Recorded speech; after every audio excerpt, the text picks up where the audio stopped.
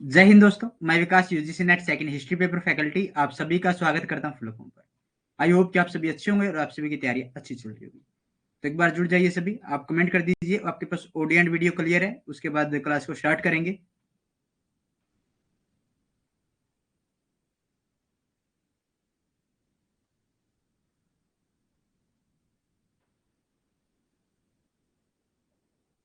लवी ठाकुर, जय हिंद भाई।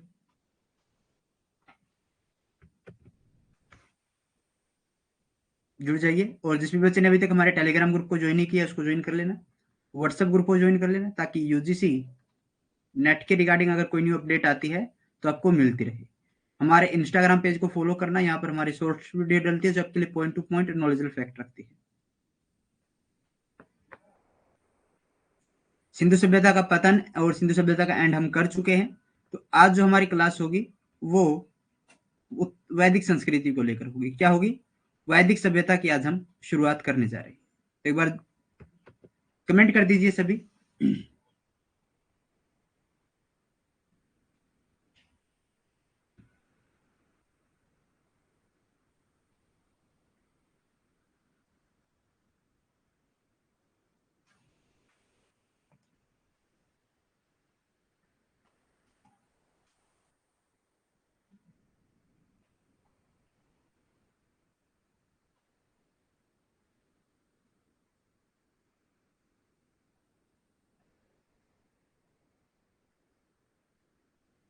प्रिया, good evening.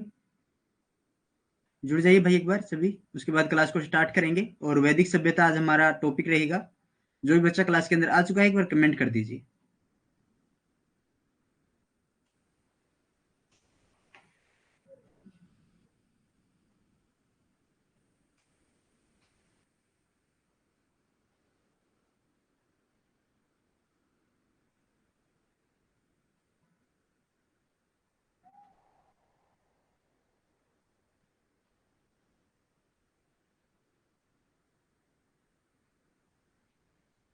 तो शुरुआत करते हैं वैदिक सभ्यता की।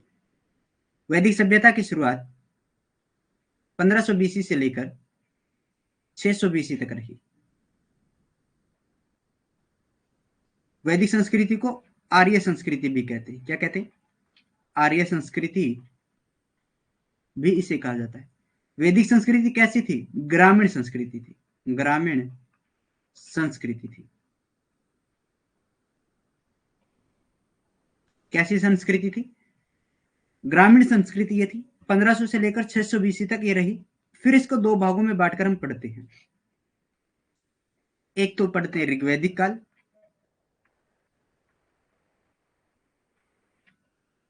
और उत्तर वैदिक काल। उत्तर वैदिक काल। ऋग्वैदिक काल जो रहता है वो 1500 बीसी से लेकर 1000 बीसी तक का समय हम इसमें देखते हैं। उत्तर वैदिक काल का जो रहता है हमारा, ये 1000 से लेकर 600 बीसी तक का समय इसमें हम नोट करते हैं। कितना? 1000 से लेकर 600 बीसी तक का। इतनी समझ में आ गई?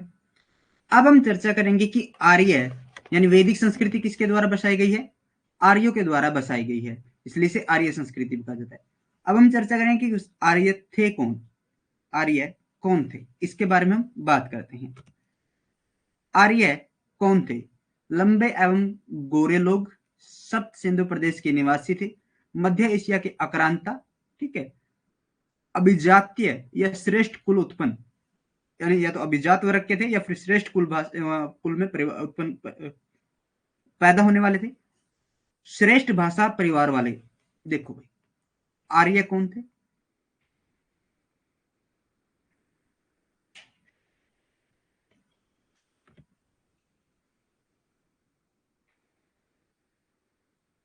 आर्य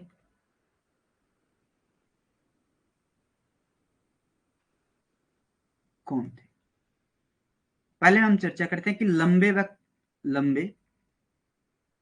एवं गोरे लोग आर्य थे। ठीक है, लंबे एवं गोरे लोग आर्य थे। फिर कहा कि जो सप्त सिंधु प्रदेश के निवासी थे, यानी जो सप्त सिंधु प्रदेश में आकर बसे, प्रदेश के निवासी, के निवासी, यानी जो 7 नदियों का क्षेत्र था उत्तर भारत के अंदर, मोस्टली पंजाब, हरियाणा, ठीक है, इस क्षेत्र में जो आकर बसा, और पाकिस्तान, ठीक है, पाकिस्तान वाला एरिया, क्योंकि 5 जो 7 नदियां वो पाकिस्तान और भारत के अंदर मिलाकर बनती है, सप्त सिंधु प्रदेश उसको कहा जाता है। तो पाकिस्तान, पंजाब और हरियाणा के क्षेत्र में आकर जो लोग बसे थे वो आर्य थे, ठीक है। पंजाब और हरियाणा पार्ट इसका इंपॉर्टेंट रहता है। पंजाब और हरियाणा में जो लोग आकर बसे वो क्या थे, आर्य थे। फिर कहा सप्त सिंधु हो गए, मध्य एशिया की आक्रांता, यानी मध्य एशिया से, मध्य एशिया से आने वाले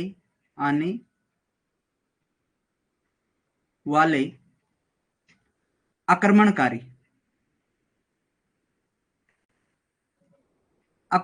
थे। अभिजात्य या श्रेष्ठ कुल के, किसके, श्रेष्ठ कुल के, या फिर कोई श्रेष्ठ भाषा बोलने वाले, भाषा परिवार बोलने वाले, श्रेष्ठ भाषा परिवार के लोग। तो ये जो आर्य थे ये कौन सी भाषा बोलते थे, कमेंट करके बताइए एक बार, आर्य कौन सी भाषा बोलते थे।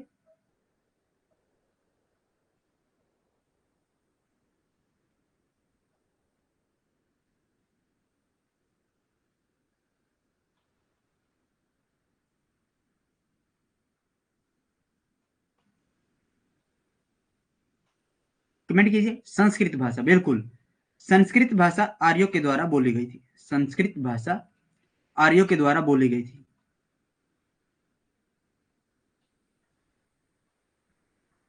अंजुदिक्स, ब्रह्मदीप, सबका गुट, संस्कृत भाषा आर्यों के द्वारा बोली जाती थी, जिसका आर्य क्या कहते हैं, अपने आप को श्रेष्ठ कहते हैं। क्या कहते हैं, श्रेष्ठ, कि हम श्रेष्ठ हैं, आर्य का अर्थ श्रेष्ठ।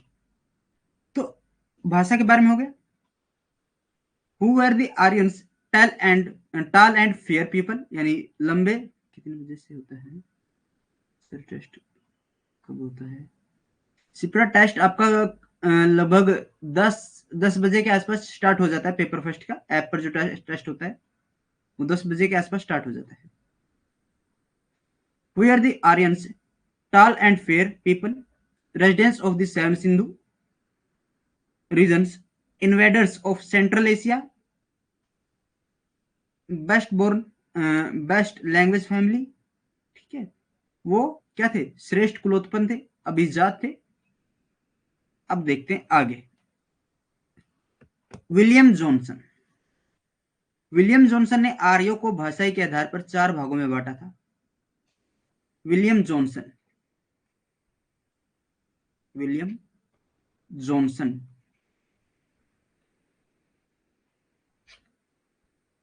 इन्होंने किसकी स्थापना की थी, Bengal Asiatic Society, Asiatic Society की स्थापना की थी।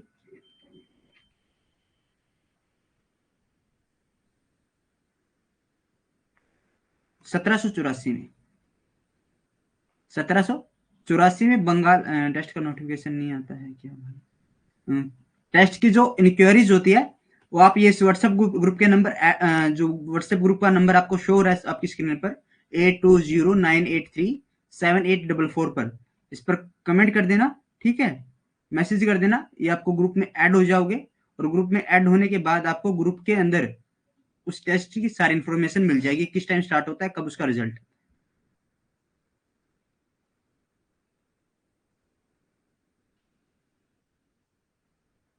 ठीक है। भाषाई आधार पर कितने भागों में बांटा, 4 भागों में बांटा भाई, कितने, 4 भागों में इसने भाषाई आधार पर बांट दिया। वो 4 भाग कौन कौन से, पहला इन्होंने कहा इंडो ग्रीक, हिंदी यूनानी भारोपीय, हिंदी संस्कृति भाषाई परिवार, इंडो ग्रीक हिंदी यूनानी भाषाई परिवार, इंडो ग्रीक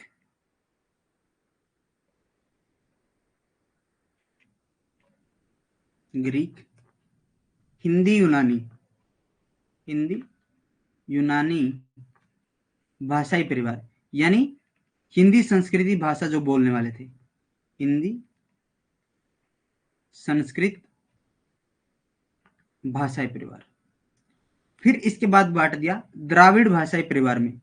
द्राविड़ भाषाई परिवार यानी तमिल व मलयालम भाषा, तमिल व मलयालम भाषा। मलयालम भाषा एक ऐसी भाषा है, अगर आप उसको पीछे से पढ़ते हो तब भी मलयालम ही होता है, जब आप इसको उल्टा पढ़ोगे तब भी आप इसको मलयालम ही पढ़ोगे। रीड करके देख लो, आगे से जब पढ़ते हो तो मलयालम और पीछे से भी मलयालम, है ना। मैं ले या ले मैं ले या ले में, मलयालम। समझ में आ गया। आगे इसने बांटा ऑस्ट्रिक भाषाई परिवार में, यानी अंडमान, छोटा नागपुर, खासी भाषा परिवार के लोगों को। ठीक है। फिर आ जाता है साइनो टिबरी भाषाई परिवार। साइनो टिबरी भाषा परिवार में कौन सा स्थान, जो प्लेसेस हमारे कौन से रहते हैं, साइनो टिबरी भाषा परिवार में एक तो आपका तिब्बत, नेपाल, चीन के आसपास का क्षेत्र, चीन के आसपास का क्षेत्र। भाषा के आधार पर समझ में आ गया। विलियम जॉनसन ने 1784 के अंदर एशियाटिक सोसाइटी की स्थापना की थी, बंगाल एशियाटिक सोसाइटी की स्थापना की थी। इन्होंने आर्यंस के आगमन को आर्य कौन थे इसके आधार पर इन्होंने चार वर्गों में बांटा। पहला इंडो ग्रीक, यानी हिंदी यूनानी या हिंदी संस्कृत बोलने वाले। फिर बांटा द्राविड़ भाषाई परिवार में, यानी तमिल व मलयालम भाषा बोलने वाले। ऑस्ट्रिक भाषा, यानी अंडमान, छोटा नागपुर और खासी की भाषा बोलने वाले। फिर बांटा साइनो टिबरी भाषाई परिवार में, तिब्बत, नेपाल, चीन के आसपास के क्षेत्र को इसने बांटा। William Johnson divided the Aryans into 4 parts on linguistic basis: Indo Greek, Hindi Greek linguistic family, Dravid institution linguistic family, Austric linguistic family, Sino Tibetan linguistic family.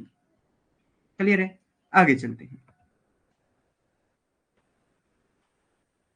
इन सब में आर्यों का संबंध भारोपीय भाषा परिवार से माना गया है, अर्थात आर्य वे थे जो संस्कृत भाषा बोलते थे।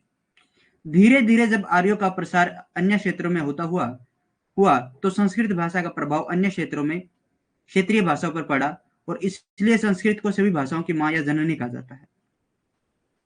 भारत के अंदर आर्यकरण का, यानी जब आर्यकरण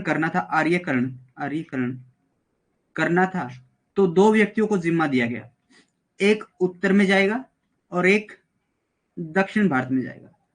उत्तर में गौतम राहुगण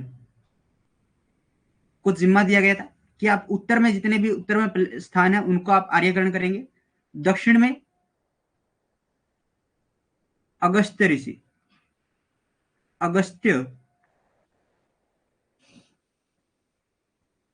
ऋषि को यह जिम्मेदारी दी गई थी। यानी अगर आपसे पूछे कि उत्तरी भारत का आर्यकरण किसने किया है, गौतम राहुगण ने किया है, जो विदेह के दरबार में रहते थे, राजा विदेह के दरबार में थे,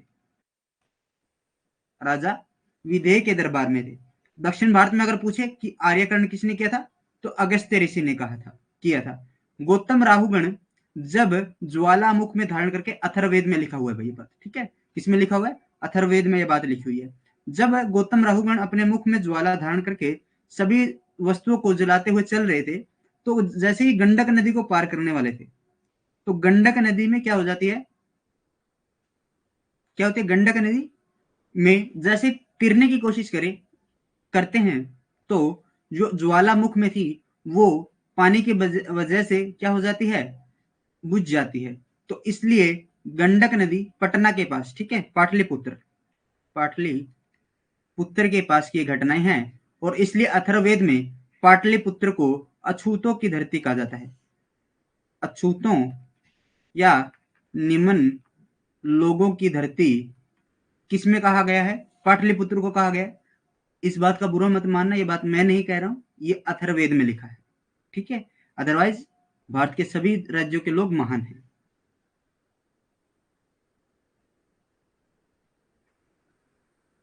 ठीक है भाई, समझ में आ गया?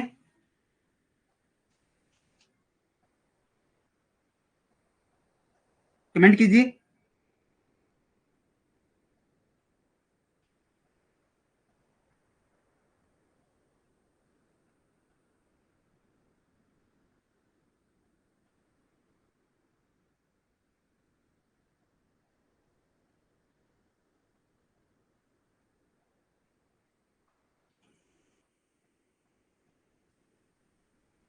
रिपीट करना, देखो रिपीट करते हैं। आर्यकरण करना था भारत का। भारत का क्या करना था? आर्यकरण करना था। तो भारत का आर्यकरण करने के लिए भारत को दो भागों में इन्होंने बांट लिया। एक तो उत्तरी भारत, फिर दक्षिणी भारत। दक्षिणी भारत का आर्यकरण किया था अगस्त ऋषि ने। अगस्त ऋषि ने दक्षिण भारत का आर्यकरण किया था। उत्तरी भारत का आर्यकरण करने का जिम्मा था गौतम राहुगण। गौतम राहुगण का, ठीक है। गौतम राहुगण किसके दरबार में था? विधेय के दरबार में था। विधेय के दरबार में था। तो गौतम राहुगण जब आर्यकरण कर रहा था, यानी भारत का आर्यकरण करने के लिए भारत के अंदर संस्कृत का प्रचार कर रहे थे। अथर्ववेद में ऐसा लिखा है, किसमें? अथर्ववेद में ये बात लिखी है कि जब गौतम राहुगण क्या कर रहे हैं? आर्यकरण कर रहे हैं, तो उन्होंने अपने मुख में जो अग्नि है उसको धारण किया है। जैसे ही वो पाटलिपुत्र में पहुंचे, गंडक नदी पर जब तैरने की कोशिश की, तो क्या हुआ? वो ज्वाला पानी में गिरकर बुझ गई। तो जिससे पाटलिपुत्र को क्या कहा? अछूतों की धरती कहा जाता है। अछूतों की धरती किसे कहा जाता है? अथर्ववेद में पाटलिपुत्र को कहा जाता है। पटना, पटना का जो जल है, गंगा, देखो पटना गंगा के अंदर भी बहती है। गंगा का पानी पटना का नहीं भरा जाता, वैसे भर लेते हैं लेकिन धार्मिक कार्यों के लिए नहीं लिया जाता। वो पानी एक मेला भरता है, जैसे ये बेगूसराय है, बेगूसराय जो धार्मिक मेला भरता है, वो पटना वाली एरिया में नहीं भरता, वो बेगूसराय पर भरता है, ठीक है। तो आज तक भी वहां पर ये मान्यता है। तो पाटलिपुत्र क्या है? अछूतों की धरती से कहा, अथर्ववेद में कहा है, ठीक है। गौतम राहुगण यहाँ पर क्या कर रहे थे? आर्यकरण कर रहे थे। आर्य किस भाषा के परिवार के संबंध माना गया? भारोपीय, यानी भारतीय और यूरोपीय भाषाओं के मानने वाले जो जानकार थे, यानी संस्कृत भाषा बोलने वाले लोगों को क्या कहा जाता है? आर्य कहा जाता है। अब भारोपीय परिवार की सबसे पहली पुस्तक कौन सी है? ऋग्वेद। क्या है? ऋग्वेद भारोपीय परिवार की, भारोपीय भाषा परिवार की सबसे प्रथम किताब है।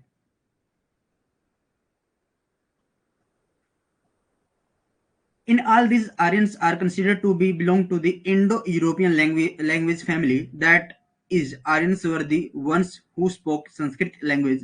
Gradually, when the Aryans spread to other regions, the effect of Sanskrit language also fell on other regional language. So Sanskrit was considered as the mother of all language, called mother. देखो, जैसे ही संस्कृत भाषा का प्रचार बढ़ा, तो अन्य भाषाओं पर जो संस्कृत के अन्य क्षेत्रीय प्रभाव पड़ा, तो संस्कृत भाषा का सबके ऊपर दबाव बना। तो संस्कृत भाषा को इसलिए क्या कहा जाता है? सभी भाषाओं की जननी कहा जाता है। क्लियर है? आगे चले, कमेंट कीजिए।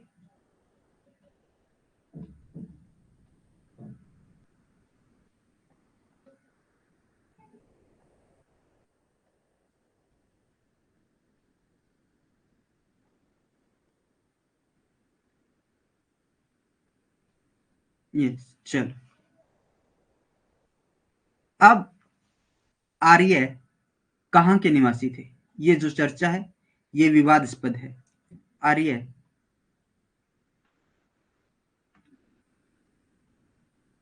कहाँ के निवासी थे? ये क्या है? विवादास्पद है, विवादास्पद है, ठीक है। लेकिन हालांकि सर्वमान्य मत जो है वो है कि आर्य मध्य एशिया से आए थे। क्या थे? आर्य मध्य एशिया से आए थे। मैक्स मूलर ने ये बात कही है, और ये जो मत है ये सर्वमान्य मत है। क्या है? सर्वमान्य मत है, ठीक है। आर्य जो मध्य एशिया से आए थे, इस बात का प्रथम प्रवर्तक कौन थे? यानी ये बात सबसे पहले किसने कही? प्रथम प्रवर्तक जे सी रोड ने ये सिद्धांत दिया था, ठीक है। लेकिन अब ये क्या कहते हैं? अब ये कहते हैं कि ये बैक्टीरियन थे, बैक्टीरिया से आए थे। बैक्टीरिया से ये लोग आए थे। मैक्स मुलर ने ये 1860 में कहा था। कब कहा था? 1860 में। कब कहा था? 1860 में। ब्राइडन ब्राइडन स्टाइन ने भी मध्य एशिया से आए यह माना है, यह माना है, ठीक है। मध्य एशिया से आए थे, सर्वमान्य मत है, विवादास्पद है वैसे तो, ठीक है। लेकिन सर्वमान्य मत क्या है? मध्य एशिया से आए थे। प्रथम प्रवर्तक कौन है इसके? जेसी रोड है। लेकिन अब क्या कहते हैं वो? कि ये बैक्टीरिया से आए थे। ब्राइडनस्टाइन ने भी क्या माना है? कि ये मध्य एशिया से आए थे। अब चलते हैं अन्य विद्वानों की तरफ। अन्य विद्वानों में आ जाते हैं बाल गंगाधर तिलक। बाल गंगाधर तिलक के अनुसार आर्कटिक आर्कटिक प्रदेश के निवासी थे। कहाँ के निवासी थे? आर्कटिक प्रदेश यानी उत्तरी ध्रुव के निवासी थे। उत्तरी ध्रुव के निवासी थे। उत्तरी ध्रुव के निवासी थे। इन्होंने अपनी रचना है, इनकी बुक है the Arctic Arctic home in the Vedas, in the Vedas. Arctic home in the Vedas क्या है? इनकी पुस्तक है, उसमें इन्होंने इस बात की चर्चा की है। दयानंद सरस्वती के अनुसार ये तिब्बत के निवासी थे। एच डी काला के अनुसार हिमालय के निवासी थे। फिलोपी सेस्टी फिलो फिली फिलिपो फिलिपो सेस्टी फिलिपो सेस्टी क्या कहते हैं? यूरोप सिद्धांत के जनक है। इन्होंने क्या कहा है? कि यूरोप सिद्धांत दिया है, कि ये यूरोप से आए थे। और विलियम जोन्स ने भी इसे माना है। विलियम जोन्स ने भी इस बात को माना है कि आर्य यूरोप से आए थे। विलियम जोन्स ने भी किसको माना है? कि आर्य यूरोप से आए थे। क्लियर है? आगे चलते हैं। According to Max Muller, Aryas was resident of Central Asia. According to Bal Gangadhar Tilak, he was a resident of the Arctic region. इनकी जो पुस्तक है the Arctic home in the Vedas, उसके अंदर इसने बात कही है इस बात। According to Dayanand Saraswati, he was resident of Tibet. According to H D Kala, they were द inhabitants of the Himalayas.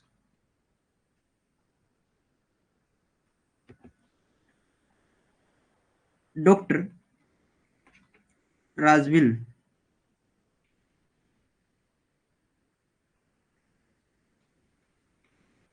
Rajbali Pandey ये कहते हैं कि एमपी या यूपी के निवासी थे। यूपी के निवासी थे कौन? आर्य। एच डी काला के बारे में हमने बात कर ली कि हिमालय के निवासी थे। चेकलिंगम पिल्ले चेकलिंगम पिल्ले कहते हैं कि आर्य मध्य प्रदेश की शुष्क जनजाति ही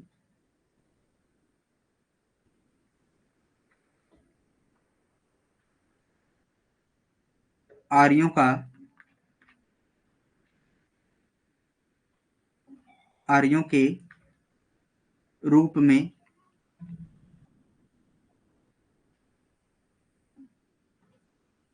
प्रसिद्ध हुई। ठीक है। चेकलमगम पिल्ले कहते हैं कि जो मध्य प्रदेश की शुष्क जनजाति थी, कि जो ट्राइब था वहां पर मध्य प्रदेश के अंदर शुष्क ट्राइब, वही आर्यों के रूप में क्या था, फेमस था।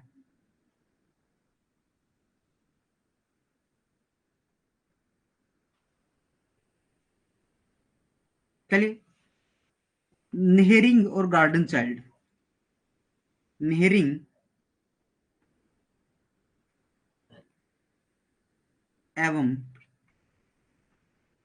गार्डन चाइल्ड क्या कहते हैं? ये कहते हैं कि दक्षिणी रूस से आए थे, दक्षिणी रूस के निवासी थे। कौन थे आर्य? दक्षिणी रूस के निवासी थे। नेहरिंग और गार्डन चाइल्ड ने माना है। गाइल्स का कहना है, गाइल्स, कि ये हंगरी प्रदेश के थे, हंगरी प्रदेश के थे। गंगानाथ झा, गंगानाथ झा, ये ब्रह्म ऋषि प्रदेश के थे, ब्रह्म ऋषि देश के थे। ठीक है, ब्रह्म ऋषि देश के थे। कौन? आर्यंस की हम बात कर रहे हैं। कमेंट कीजिए, यहां तक की चीजें समझ में आ रही है?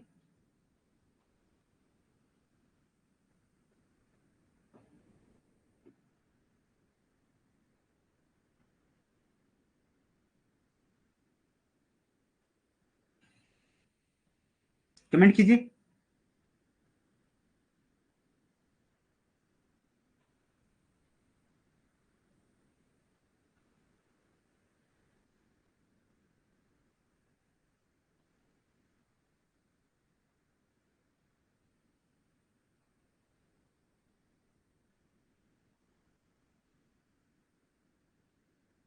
All clear. चलो, अब एक भगवान दास जी हैं। कौन है? इंपॉर्टेंट है भाई, इसका याद कर लेना। भगवान दास गिडवानी। इनकी रचना है the returns of Aryan, the returns of Aryans. इनका मानना है कि आर्य भारत के मूल निवासी थे, आर्य भारत के मूल निवासी थे।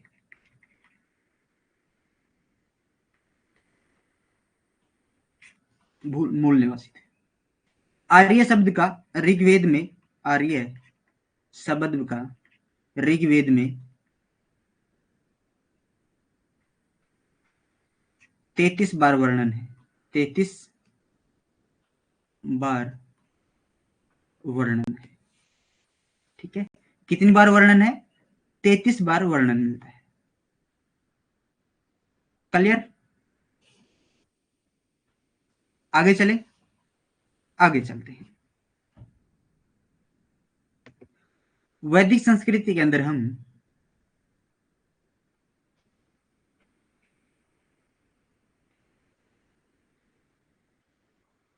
900 सालों का इतिहास पढ़ते हैं। कितने? 900 वर्षों का इतिहास हम वैदिक संस्कृति के अंदर पढ़ते हैं। वैदिक संस्कृति के हमें जानकारी के स्रोतों की अगर मैं बात करूं,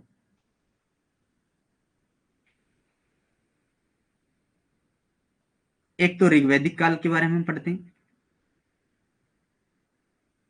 मैंने आपको पहले बताया था, 1500 से लेकर 1000 बीसी। जानकारी का स्रोत ऋग्वेद, ऋग्वेद। फिर आ जाता है उत्तर वैदिक काल,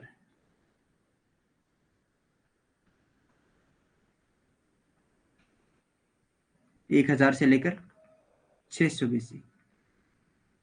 जानकारी का स्रोत अन्य वैदिक काल, अन्य वैदिक साहित्य, अन्य उत्तर वैदिक साहित्य। और जानकारी का स्रोत क्या रहता है? साहित्यिक और पुरातात्विक, साहित्यिक और पुरातात्विक। पुरातात्विक में हम दो अभिलेखों को पढ़ते हैं। कितने? दो अभिलेखों को हम पढ़ते हैं। एक तो बोगजोई अभिलेख, बोग कोई अभिलेख, और एक कसाइट अभिलेख। कितने अभिलेखों को पढ़ते हैं? दो अभिलेखों को पढ़ते हैं। एक तो बोगजोई अभिलेख को पढ़ेंगे और एक कसाइट अभिलेख को पढ़ेंगे। समझ में आ गया?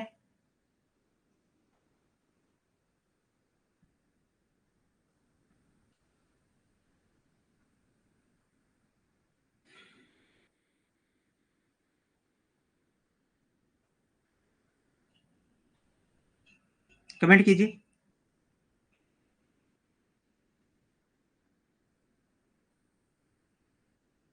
वैदिक संस्कृति, ऋग्वैदिक काल और उत्तर वैदिक काल। ऋग्वैदिक काल रहेगा 1500 से लेकर 1000 बीसी तक। इसका जानकारी हमें स्रोत मिलता है ऋग्वैदिक काल, ऋग्वैदिक से। और उत्तर वैदिक काल का जो टाइम पीरियड रहता है वो 1000 से लेकर 600 बीसी। उसके जो जानने के स्रोत हमें उत्तर वैदिक के अन्य साहित्य। फिर वैदिक संस्कृति को जानने के हमारे पास क्या स्रोत है? एक तो साहित्य है और एक पुरातात्विक है। तो साहित्य के बारे में हम चर्चा करते हैं। साहित्य और उत्तर पुरातात्विक। तो पुरातात्विक कौन कौन से हैं? एक तो बोगजोई अभिलेख है और एक कसाइट अभिलेख है। तो बोगजोई अभिलेख के बारे में हम चर्चा करते हैं। बोगजोई अभिलेख यह एशिया माइनर आधुनिक टर्की से प्राप्त हुआ है। 4 वैदिक देवताओं के नाम इसमें मिलते हैं। मिट्टी की पट्टी का ऊपर लिखा हुआ यह है। मिट्टी की पट्टी के ऊपर लिखा हुआ एक संधि पत्र है जिसमें वैदिक देवताओं को साक्षी माना गया है। बोगजोई अभिलेख क्या है? बोग कोई अभिलेख क्या है? बोगजोई अभिलेख जो 1400 बीसी का है। कब का है? 1400 बीसी का है। कब का है? 1400 बीसी। 4 देवता हैं इसमें वैदिक सभ्यता के। 4 वैदिक देवताओं का इसमें वर्णन है। कौन कौन से वो देवता हैं? एक इंद्र है, फिर मित्र है, फिर वरुण है, नास्ते है। देखो, इंद्र का मित्र वरुण है जो घर पर नाश्ते के लिए आया है। नाश्ते के लिए आया है। इंद्र, मित्र, वरुण, नास्ते। 4 वैदिक देवताओं का किन किन का वर्णन है? 4 वैदिक देवताओं का वर्णन है किसमें? बोगजोई अभिलेख में। और मिट्टी की पट्टिकाओं के ऊपर लिखा हुआ एक संधि पत्र है जिसमें वैदिक देवताओं को साक्षी माना गया है। ये युद्ध हुआ था। संधि किस किस के बीच हुई थी? संधि हुई थी 2 व्यक्तियों के बीच, हिट्टानी ग्रुप और मिट्टानी ग्रुप के बीच। हिट्टानी और मिट्टानी के बीच।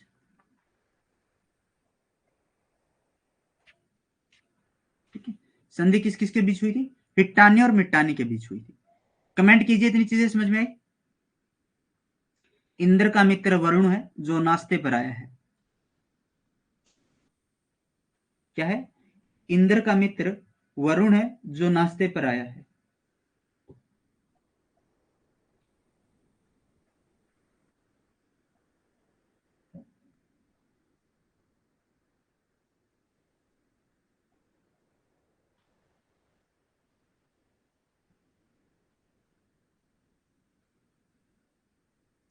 Bogzoi inscription, it is found in Asia Minor, modern Turkey. Name of 4 Vedic gods are found in it.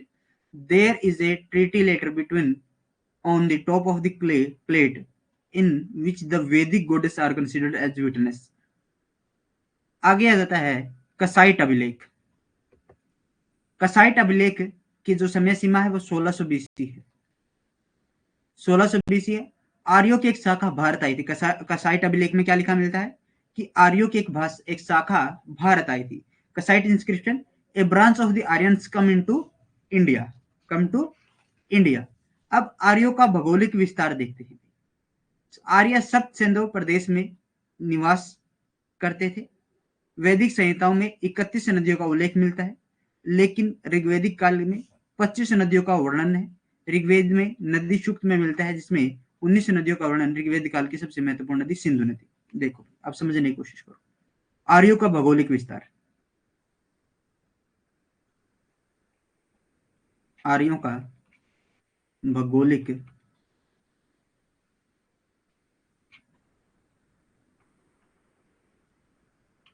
विस्तार।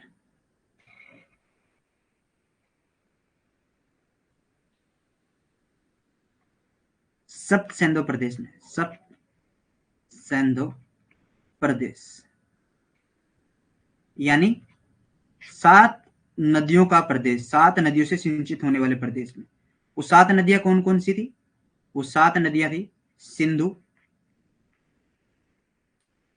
सरस्वती,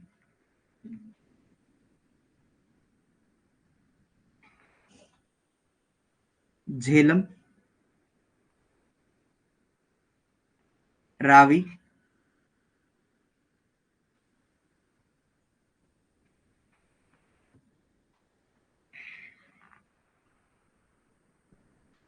रावी। और रावी को क्या कहते हैं? पुरुषणिक बोल देते हैं इसको, ठीक है। रावी को पुरुषणी। चिनाब, चिनाब को अस्कनी कहा जाता है। फिर आ जाते हैं सतलुज, उसके बाद व्यास, एस एस।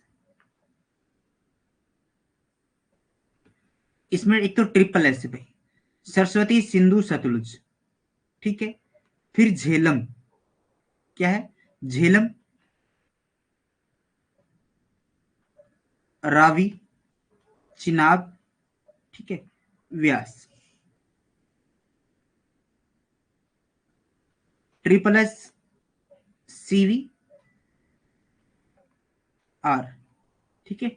जैसे पीवीआर होते हैं, बड़े बड़े मॉल्स होते हैं मूवी देखने के लिए, वैसे ही आपको क्या याद रखना है? सीवीआर। सीवीआर याद रख लोगे तो 3 नदियां याद हो जाएंगी, और एसएस याद रख लोगे तो 3 नदियां याद हो जाएंगी। उसके बाद झेलम तो आपको वैसे याद रहता है। जो सीवीआर, जो पीवीआर होते हैं, उनमें क्या होती है? झिलमिल होती है। तो झिलमिल, या फिर झिलमिल से क्या बन जाएगा? झेलम बन जाएगा। सरस्वती, सिंधु, सतलुज, चिनाब, रावी, व्यास, झेलम। याद है?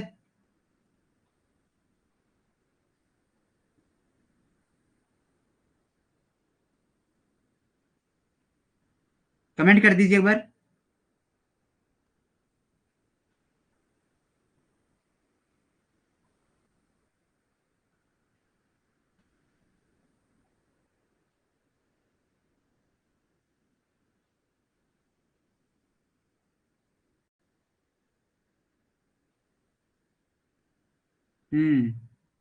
झेलम, चिनाब, आरएस एंड व्यास। हाँ, इससे भी जिससे आपको याद हो उससे याद रखेंगे। आरएसएस, देखो, आरएसएस, रावी, सतलुज, सिंधु, ठीक है। फिर आ जाता है, ये सही है यार, ट्रिपल एस, ठीक है। ट्रिपल एस, सीवीआर और Jhelum. Triple S, CVR, Jhelum. RSS आप याद रख सकते हो, रावी, सतलुज, सिंधु, ठीक है। या फिर सिंधु, सरस्वती। अब ये हो गया, ये हो गया, ये हो गया। क्या बचता है? सीएसवी बचता है।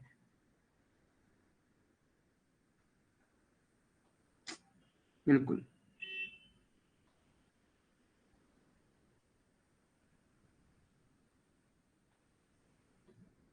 अच्छा, रस व्यास, हाँ, ऐसे भी हो सकता है, रस व्यास से भी ट्रिक हो सकती है।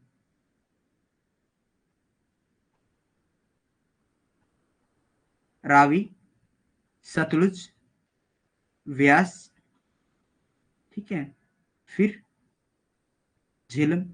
नहीं, ऐसे तो आप कंफ्यूज हो जाओगे भाई। ट्रिपल एस सीवीआर, ठीक है, जैसे पीवीआर में जाते हो तो सीवीआर में चले जाना। सीवीआर में जाओगे तो एक नदी याद हो जाएगी और एक नदी आपको एक नंबर दे जाएगी। अब देखते हैं ऋग्वेद में कितनी नदियों का उल्लेख मिलता है। वैदिक संहिताओं में हमें 31 नदियों का उल्लेख मिलता है, लेकिन ऋग्वेदिक काल में 25 नदियों का उल्लेख मिलता है। और ऋग्वेद के अंदर एक नदी सूक्त मिलता है जिसमें 19 नदियों का वर्णन है। कितना? 19 नदियों का वर्णन है। प्रमुख नदी की अगर मैं बात करूं तो प्रमुख नदी, महत्वपूर्ण नदी सिंधु थी, और सिंधु का 176 बार वर्णन मिलता है ऋग्वेद में, 176 बार वर्णन मिलता है।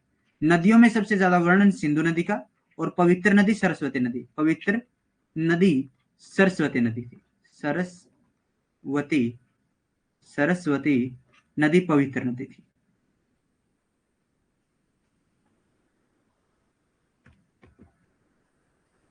Geographical expansions of Aryans, the Aryans used to live in sub-Sindhu region. 31st rivers are mentioned in the Vedic Samhita, but there is description 25 rivers in the Rigveda period. River Sukta is found in Rigveda, in which 19 rivers are described. The most important river of the Rigvedic period is the Indus river. Rigvedic काल की सबसे पवित्र नदी सरस्वती नदी है, जिसे नदी तमे, देवी तमे, माते तमे के नाम से जाना जाता है। ठीक है, यह इसमें हमेशा जल रहता है। जल से भरे रहने के कारण से उदकवती कहा जाता है। क्या कहा जाता है? उदकवती कहा जाता है। यह नदी सप्त सिंधु प्रदेश से, सप्त सिंधु प्रदेश से कच्छ के रण में विलुप्त हो जाती है। कच्छ के रण में विलुप्त हो जाती है, विलुप्त हो जाती है। ठीक है, क्या हो जाती है? सब सिंधु प्रदेश में कच्छ के रण में विलुप्त हो जाती है।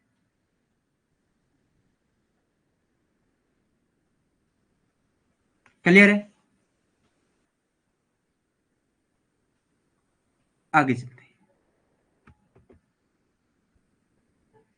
The most sacred river of the Rigvedic period is the Saraswati river, which is known as the river Tame, Devi Tame, Mate Tame, and this is called Udakwati because it was always full of water.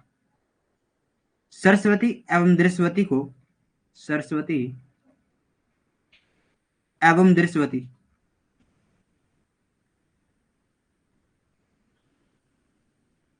दृश्यवती के द्वारा बरम प्रदेश में, इनके मध्य में एक क्षेत्र था।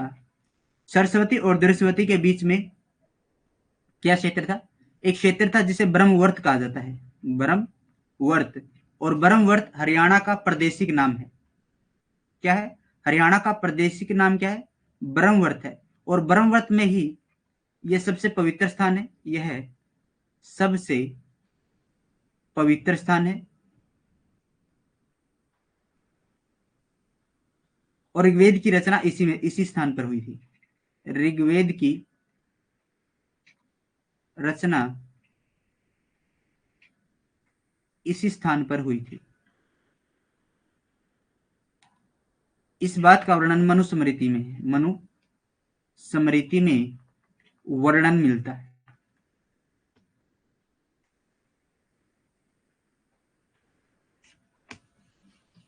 Clear है?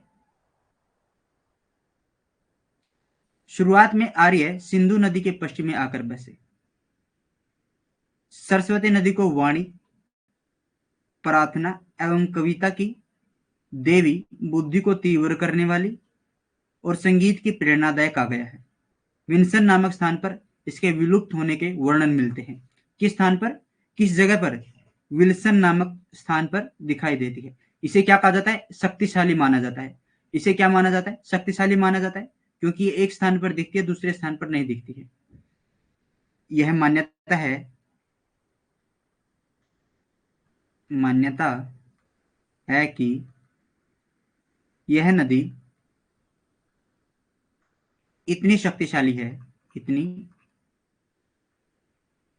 शक्तिशाली है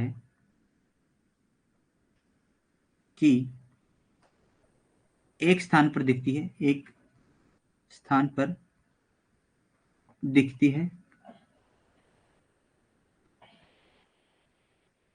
दूसरे स्थान पर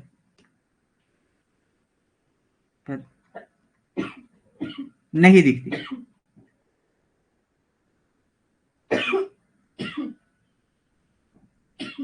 क्लियर है?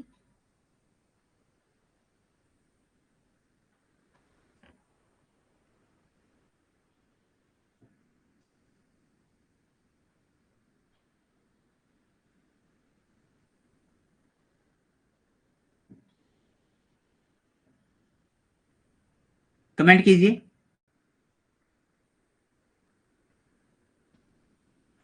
यहां तक की चीजें समझ में आ गई?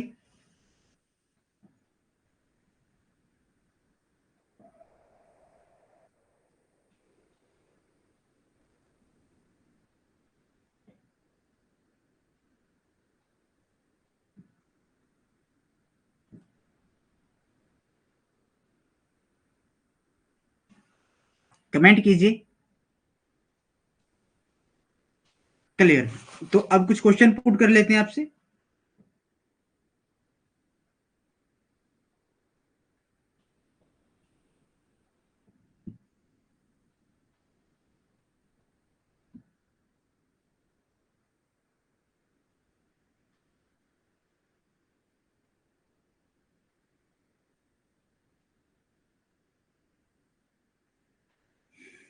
कमेंट कीजिए। ऑफ कोर्स, बिल्कुल गुड। तो मुझे बताइए, इसको मैं कर देता हूं इरेज, और क्वेश्चन आपके सामने लिख दिया जाता है।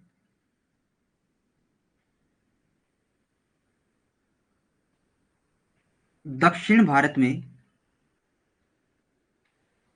आर्यकरण किसने किया था?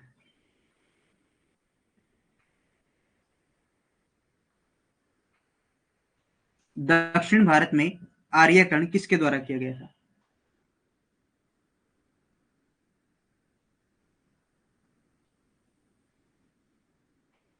अगस्त्य ऋषि के द्वारा। अंजुदक्ष, गुड। कौन थे? अगस्त्य ऋषि के द्वारा।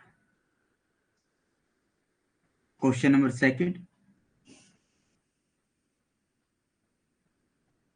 आर्य भारत के मूल निवासी हैं।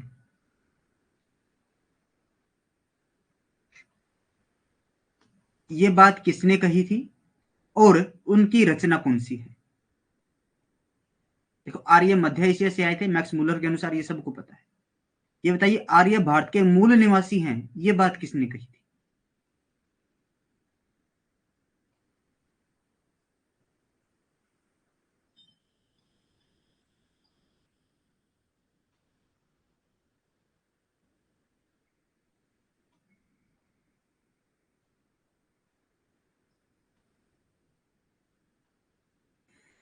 और सभी बच्चे कमेंट कीजिए। Very good Paramdeep. भगवान दास, बिल्कुल। आधा आंसर आ चुका है, भगवान दास। उनकी रचना का नाम क्या है?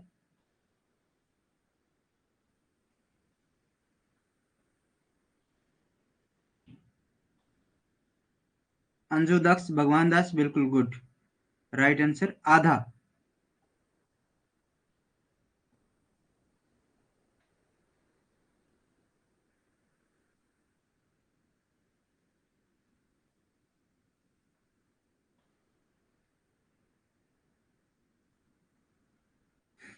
The return of Aryans, the return of Aryans, बिल्कुल। अंजू दक्ष का राइट आंसर आ चुका है। द रिटर्न ऑफ आर्यंस इनका क्या है? किताब। The returns, the returns of Aryans. बिल्कुल प्रिया कौशिक, रिटर्न्स ऑफ आर्यन्स। किस अभिलेख में, किस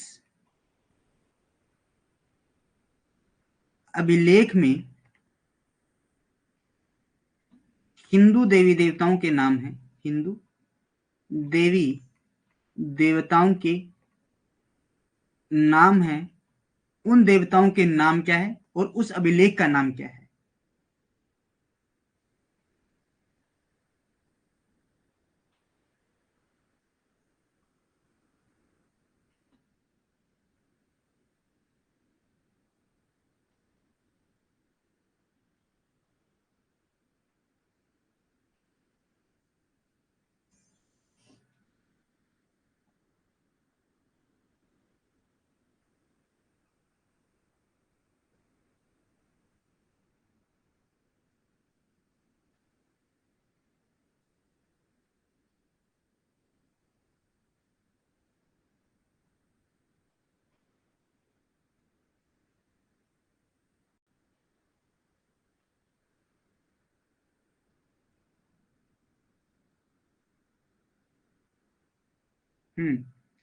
अभिलेख का नाम है बोगजोई अभिलेख, बिल्कुल। 1400 बीसी जिसका समय माना जाता है। कसाइट अभिलेख का समय कितना माना जाता है? 1600 बीसी। 1400 बीसी के अंदर जो बोगजोई अभिलेख है, ये टर्की के एशिया माइनर से मिला है। इसमें पट्टियों पर क्या लिखा मिला? एक संधि पत्र लिखा मिला है, जो दो ग्रुप के बीच है, हिट्टानी और मित्तानी ग्रुप के बीच, हिट्टानी और मिट्टानी ग्रुप के बीच। तो जो अभिलेख है बोगजोई अभिलेख, उसके अंदर कितने देवी देवताओं का वर्णन है? 4 देवी देवताओं का वर्णन है। कितनी? 4 देवी देवताओं का वर्णन है। और वो 4 देवी देवता कौन कौन से हैं?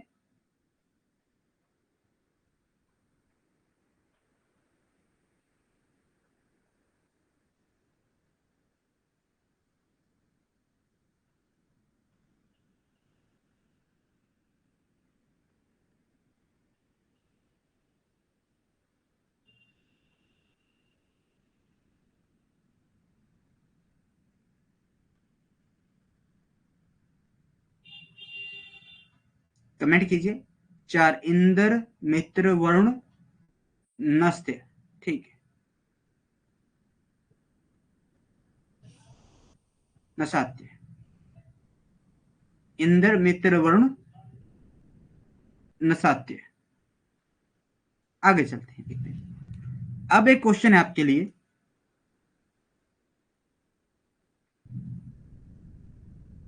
वैदिक संहिताओं में, वैदिक संहिताओं में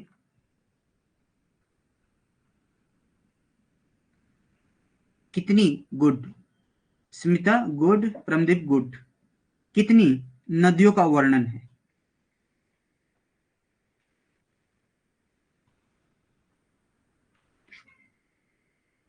वैदिक संहिताओं में।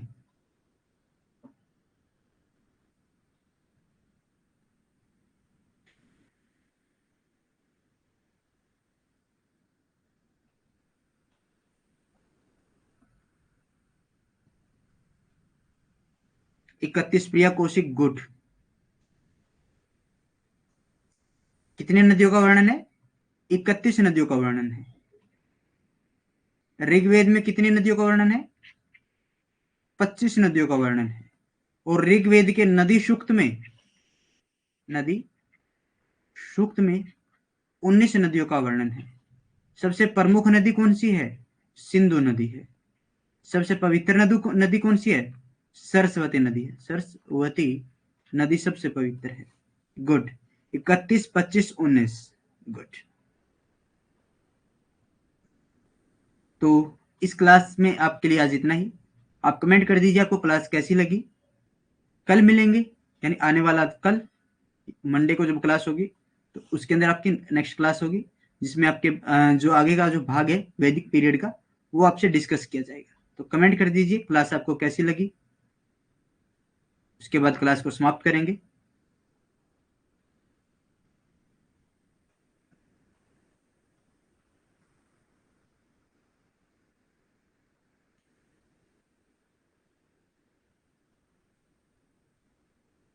सो नाइस क्लास भाई। थैंक यू प्रमजी बहन। Very nice sir. Thank you Anju.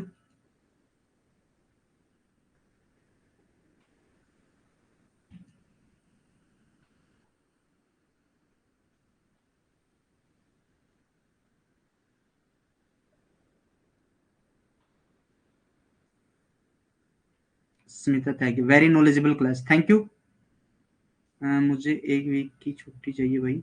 हाँ, बिल्कुल 1 वीक की छुट्टी मिल जाएगी, लेकिन उसके बाद आ जाना क्लास में और तैयारी को फिर दोबारा से रूटीन पर आ जाना।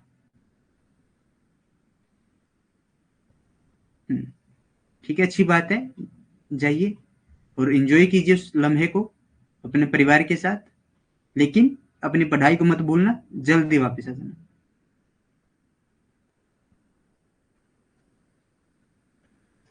तो इसी के साथ इस क्लास को हम यहीं पर समाप्त करते हैं। फिर मिलेंगे एक नए अध्याय के साथ, कुछ नए तथ्यों के साथ। तब तक के लिए जय हिंद, जय भारत।